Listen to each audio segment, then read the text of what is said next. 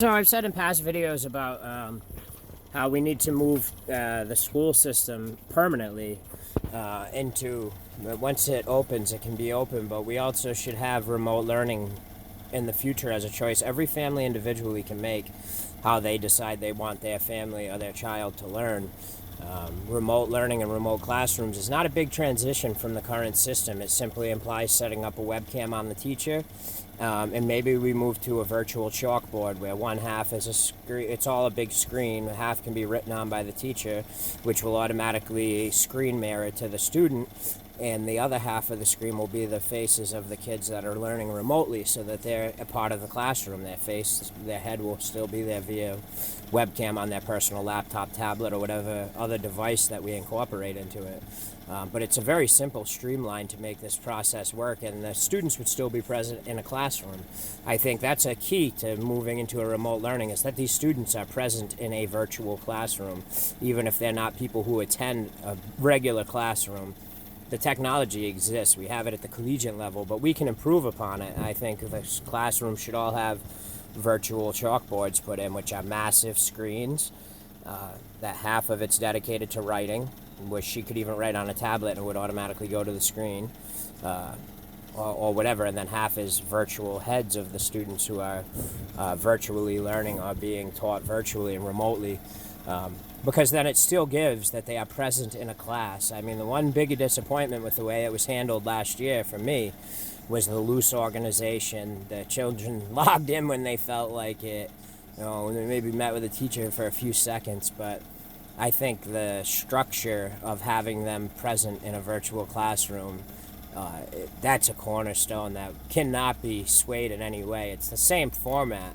It just is allowing them to, be at home. And they're still getting the social interaction, which is an important part of shaping a young mind and getting them used to interacting with other children and adults in a positive manner. And I don't think we can negate that even remotely by the slightest inclination. That has to be a cornerstone of virtual remote learning. And this isn't a redesigning the wheel here. It might be innovating the technology to a point where it's more streamlined and works great, more efficiently for us all, but it's not some redesigning of the wheel. I mean, this system exists at the collegiate level. There's virtual forums and virtual lectures that have existed for decades now. So let's bring that technology to the secondary schools, the middle schools, and the elementary schools, and then that's also streamlined. It's a time for classrooms to be updated and upgraded anyway, and I think a good redirection of the budget towards virtual chalkboards, where half of it would be the faces of the students and the other half would be that she can type on her tablet, and it would go right up to the board, so the notes are clear and present. It would also screen mirror to all the students simultaneously. As soon as she entered it, the notes would be there, and the children would be able to screenshot or copy it. It would automatically, while screencasting to the children, it would also save it into a PDF format file. So the notes would already be taken down for the children. And the teacher, even in their off time, could pre-plan all the things that go right to the board. So that all she has to do is press a button and it would automatically send it to the board and to the student simultaneously, for a visual, something they can visually take in, but that they would also be saved in a PDF format directly into that class's syllabus or curriculum or whatever. Common sense. The only debate that should be going on in our society right now is how we can streamline this technology, and I think it's incumbent upon all educators, as well as the boards of education and department heads, to sit down and come up with what would make it a more feasible and accessible thing moving forward. But it's really quite simple. I mean, the system I'm talking about is something that already exists, and then furthermore, just streamlining it to custom tailor it to each individual class, as well as giving the teachers the open-ended ability to create their curriculum ahead of time so that they can just press a button and it shoots to the screen. It's going to make everyone's life more simple, and it retains our children being able to learn in a classroom, because even remotely they would be an active member with their face right up on the board, their webcam. They would be seen by the other students and the teacher, and it still keeps that cornerstone of classroom education as a cornerstone, and it gives the children structure.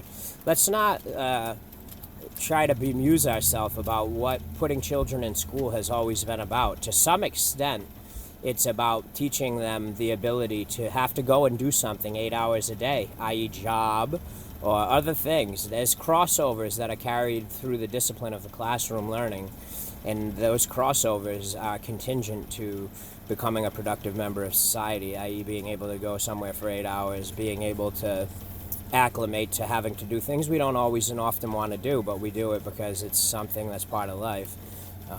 So to try to strip the classroom element out of that, that's not going to work. And I was actually disappointed last year that we didn't incorporate a collegiate type system immediately. This isn't something that we need to all have a discussion and a debate about. It's common sense, and we have to retain that classroom element, whether it's virtual or physical. So I think that needs to be the cornerstone moving forward, and getting your hands on the software isn't some big fucking thing. You might have to go ahead and set up a server network and other things, and there's going to have to be budget allotments, but that's not something that's to be debated. Furthermore, this should be almost an emergency funding type of thing, because these screens and chalkboards, all these things are things that should be the cornerstone. Our children's education is the future of this country, and without proper education, you'll see a situation almost like we have today.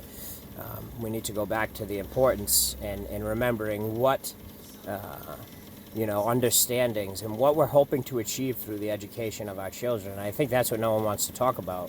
What are we trying to accomplish in the education of our youth? And it should be to produce clear minded people who can make decisions clearly, people with a good moral compass and the ability to think for themselves and problem solve, and to be leaders of tomorrow, because these children someday will step into leadership roles and things throughout the society. And I think that's where we've lost it in the past 20 years, 30 years. So I think we need to come back to a philosophy of producing the future leaders of our country and the future educators, doctors, and clean up a lot of the misunderstandings. It's not about just passing a test, or it's about giving people the ability to think for themselves and to be productive members of society, and some of that is the discipline of the classroom.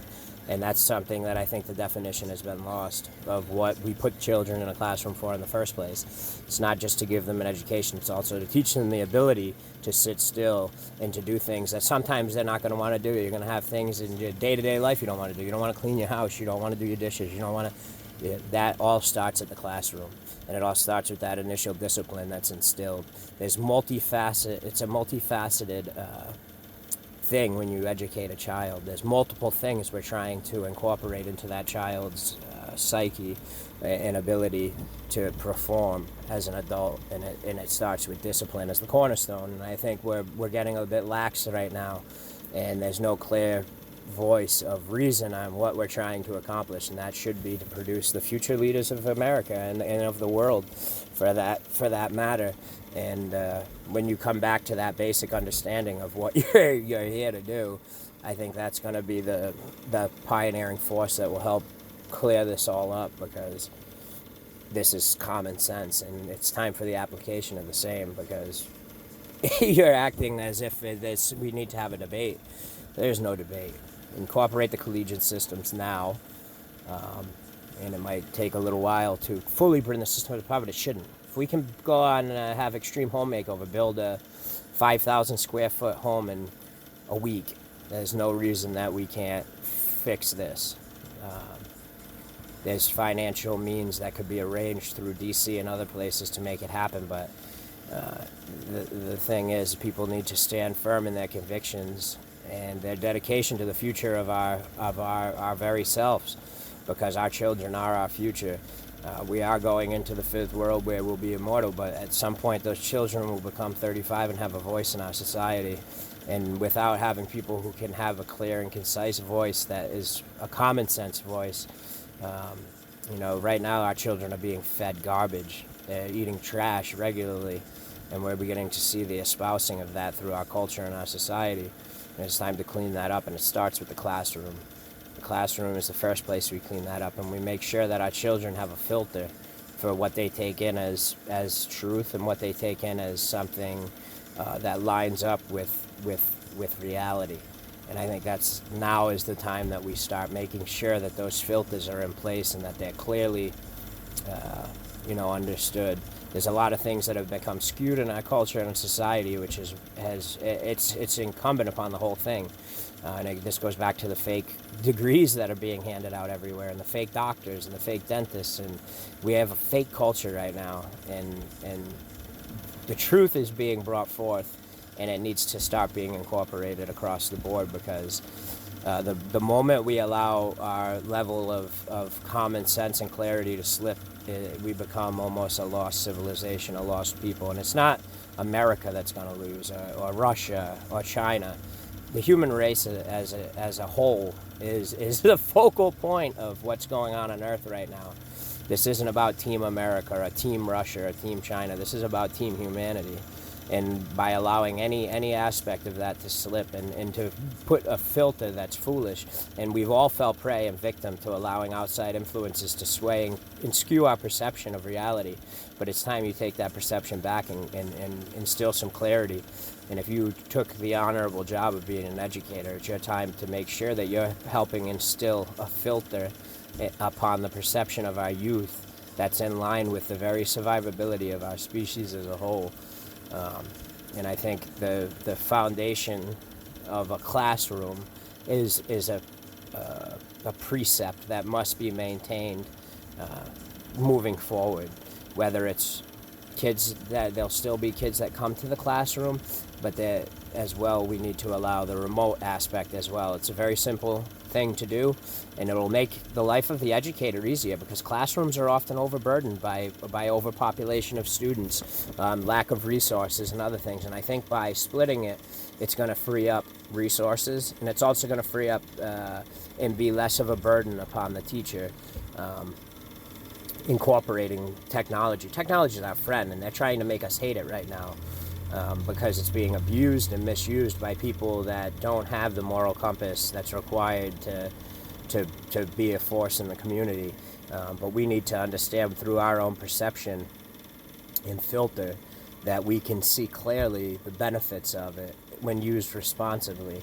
And responsibility and technology are hand in hand. And this whole profiling on Earth right now is making sure that the people that are going to be here in the fifth world are people who are responsible with the application of technology. You're about to see technological advances in your civilization and life itself, unlike anything you've ever seen before. It'll make Star Trek look like child's play, where we're headed.